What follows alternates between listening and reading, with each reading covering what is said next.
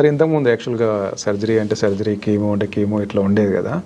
ఇప్పుడు అంటే కీమోని రేడియేషన్ ముందు వాడి తర్వాత సర్జరీ చేయడం ఇట్లాంటి కొన్ని మార్పులు వచ్చాయి కదా సార్. ఒకప్పుడుతో పోలిస్తే ఇప్పుడు ఏం మార్పులు వచ్చాయి సార్? అంటే కొంత మిక్సింగ్, ట్యూమర్ బోర్డులు ఇట్లాంటివన్నీ మీరు ఇంటిగ్రేషన్ ఆఫ్ ఆల్ 3 టైప్స్ అండి. ఓకే సార్, అది మేజర్ అడ్వాంటేజ్. ఓకే, అంటే సర్జరీ, కీమోథెరపీ, రేడియేషన్ ఏది ముందు ఇవ్వాలి, ఏది తర్వాత ఇవ్వాలి అనేది ఇంటిగ్రేషన్ అనేది మల్టీ డిసిప్లినరీ ట్యూమర్ బోర్డ్స్ వచ్చాక చాలా వరకు ఏంటంటే అందరూ పార్టిసిపేట్ చేస్తారు. అందరూ ఏంటంటే ఏదేమైనా సైంటిఫిక్ పద్ధతి, సైంటిఫిక్ అప్రోచ్ ఉండాలి. ఇండివిజువల్గా అనేది చాలా తక్కువ ఉంటుంది. సో వాటి ప్రకారం ఇవ్వటం వలన డెఫినెట్గా అల్టిమేట్ బెనిఫిషియరీ ఎవరండి? పేషెంట్ బెనిఫిట్ అనేది ఉంటుంది. కొన్ని ఎర్లీ క్యాన్సర్స్కి వేరే మోడాలిటీ అవసరం ఉండదు.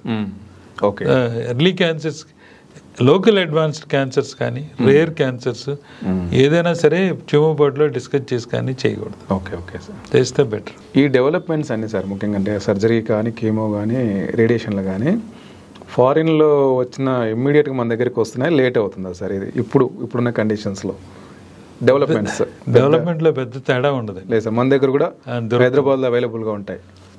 అన్ని మెట్రోస్లోనే అవైలబుల్గా ఉంటాయి. ఓకే సార్, మెట్రోస్లో అవైలబుల్. ఓకే, మీరు అడగచ్చు పేదవాడికి దొరుకుద్ది, దొరకదు.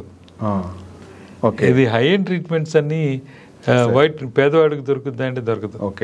కొంచెం ఇన్సూరెన్స్ అనేది తప్పనిసరిగా చేయించుకోవాలి. ఈ రోజుల్లో మనం అమెరికాలో ఇన్సూరెన్స్ లేకపోతే బతకలేరు. అవును, అక్కడ మ్యాండేటరీ ఇన్సూరెన్స్. ఎందుకంటే వాళ్ళు ఇన్సూరెన్స్ లేకపోతే ఏ హాస్పిటల్ కూడా తీసుకోదు అక్కడ. ఫస్ట్ అడిగేది అదే ఇన్సూరెన్స్ కార్డు. అదే మీకు యూరోప్ వచ్చారనుకోండి, యూరోప్ ఏంటంటే గవర్నమెంట్ సిస్టమ్.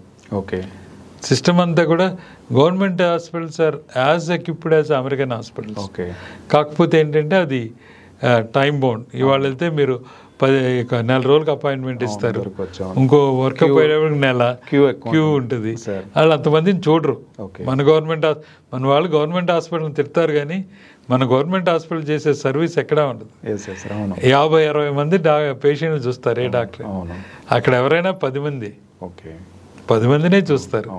ఏమన్నా ఎక్కువ ఉంటే ఇంకో 5-6 చూస్తారు. అండ్ ఆ తర్వాత రావాల్సిందే.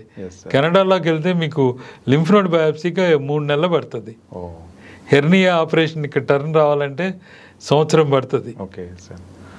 సో అందుకని మన గవర్నమెంట్ హాస్పిటల్, మన సిస్టంలో కూడా చాలా బాగా పనిచేస్తున్నాయి. సరే, ఈ ట్రీట్మెంట్లు అన్నిటికి కూడా లొంగని క్యాన్సర్లు ఉన్నాయా? ఇంకా ఉన్నాయండి sir. Pancreatic cancer classical example. One of the worst cancer in the human man kind. ఏంటి సార్ పెక్యులారిటీ ఏంటి సార్? అదొక క్యాన్సర్ కొంత అంత. ప్యాంక్రియాటిక్ క్యాన్సర్కి ఏంటంటే అది మొదటి దశలో కనుక్కోవడం చాలా కష్టం.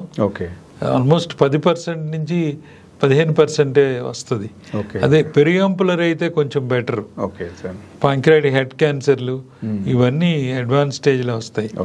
తర్వాత ఏంటంటే అక్కడ చుట్టుపక్కల మేజర్ బ్లడ్ వెజల్స్ ఉంటాయి. Major blood vessels, artery vein ఉండటంతో ఒక్కోసారి చాలా కష్టం అయిపోద్ది. రిసెక్షన్స్ తిరిగి వచ్చితే మాత్రం అది నరకం అనిపిస్తారు. అంటే అంత దారుణమైన pain, back pain, lymph nodes ఇవన్నీ వచ్చేస్తాయి. ప్యాంక్రియాటిక్ క్యాన్సర్ చాలా. మళ్ళీ అలాగే గ్లియోబ్లాస్టోమా మల్టీఫార్మస్, బ్రెయిన్లో వచ్చే బ్రెయిన్ ట్యూమర్స్.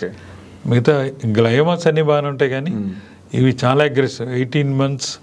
ఇప్పుడు కొత్తగా మెడికేషన్ వాడిన తర్వాత 24 months క్రాస్ అవుతున్నారు కొంతమంది. అఫ్ కోర్స్ కొంతమంది 36 months వరకు వెళ్తున్నారు. అలాంటివి చాలా ఉన్నాయండి. Neoplastic tumours and aggressive leukaemias, blood cancers అగ్రెసివ్గా ఉంటాయి. మామూలు ALLs ఇవన్నీ క్యూరబుల్ ఇప్పుడు.